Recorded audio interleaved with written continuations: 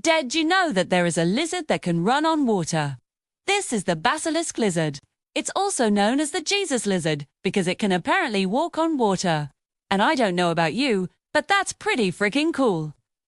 These lizards are found in Central America, and they get their name from the Greek word basiliskos, which means king. And they are called the king of lizards because, well, they can do this.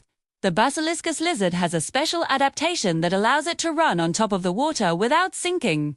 It has a super long tail that acts like a rudder to steer itself in the water, and its legs are webbed to help it paddle along.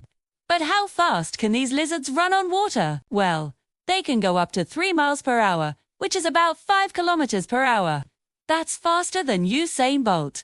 So next time you see a lizard, just remember, it might be the king of the lizards. And if it's a basilisk lizard, it might be able to run on water.